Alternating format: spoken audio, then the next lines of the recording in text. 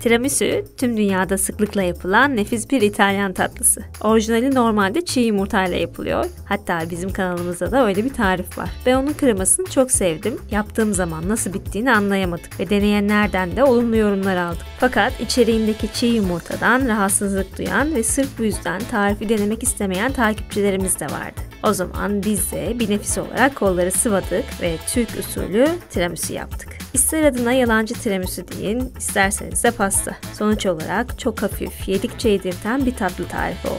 Tabii biz de hemen paylaşmaya karar verdik. Size düşen sadece keyifli videoyu izlemek, bizi desteklemek için kanalımıza abone olmak ve malzemeleri alıp bu tarifi ilk fırsatta denemek.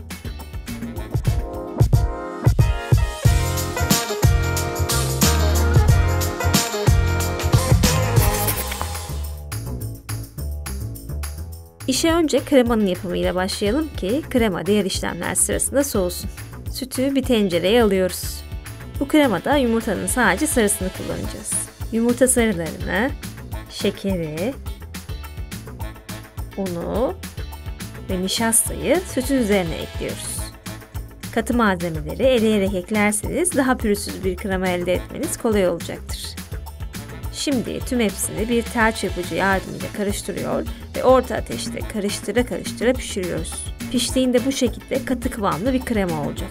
Bu aşamada içine yarım çay kaşığı kadar vanilya özütü veya bir paket vanilin ekliyoruz. Krema hazır. İlk sıcaklığı çıkana kadar ara sıra karıştırarak soğumaya bırakıyoruz.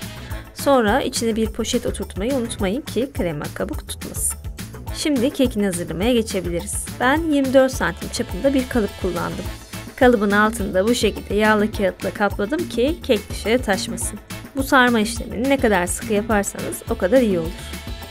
Kekin yapımı için yumurtaların beyazıyla sarısını ayırıyoruz. Beyazlarıyla merenk yapacağız ama beyazların içine bir damla bile yumurta sarısı kaçmamalı. Sarılarına beyaz kaçsa bir şey olmaz ama beyazları konusunda oldukça titiz davranmalısınız. Ayrıca kabın temiz olması ve malzemelerin de oda sıcaklığında olması çok önemli. Yumurta beyazlarını bir fiske tuzla biraz çırpıyoruz. Sonra kullanacağımız şekerin yarısını ekleyip çırpmaya devam ediyoruz. Çırptıkça beyazlaştığını ve katılaştığını göreceksiniz. Bu işlemi mümkün olduğunca mikserin en yüksek ayarında yapmalısınız. Katı formda akmayan bir merenk oluşmalı. Sıra yumurta sarılarıyla çalışmaya geldi. Kalan şekeri ve vanilyayı yumurta sarılarına ekleyip güzelce çırpıyoruz. Çırptıkça yumurta sarılarının rengi açılacaktır. Bu harcın içine sütü ve sıvı yağ da ekleyip karıştırmaya devam ediyoruz. Sıra geldi katılara. Un, nişasta, kakao ve kabartma tozu. Bu malzemeleri her zamanki gibi eleyerek ekliyoruz. En son altta kalan topakları bir kaşık yardımıyla bu şekilde giderebilirsiniz. Bu harç bir çırpıcı yardımıyla topaklanma kalmayana kadar çırpılmalı. Şimdi son aşamaya geldik. Merenkle bu harcı birleştirme.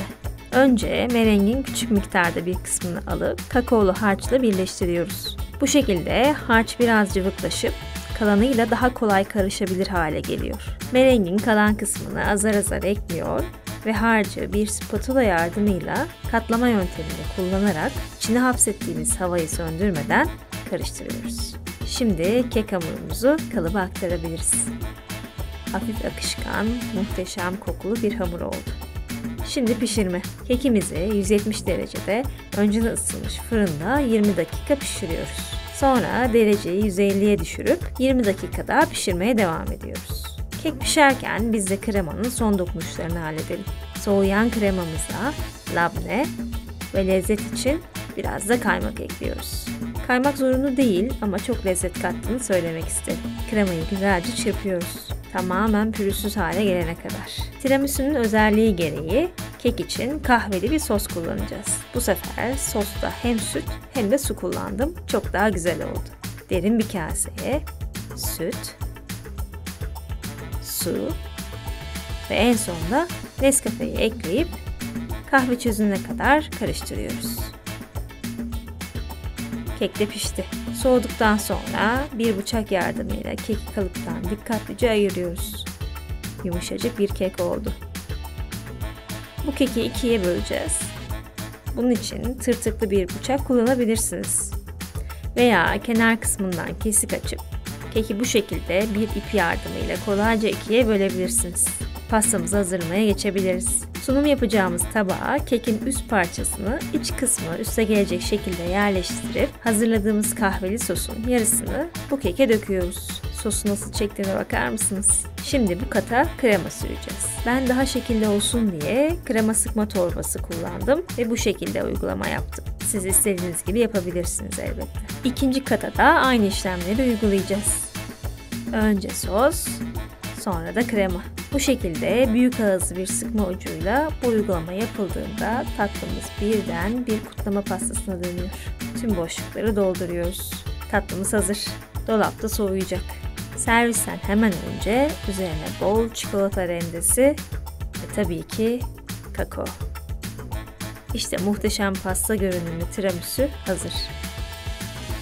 Damaklarda yer edecek harika bir lezzet oldu.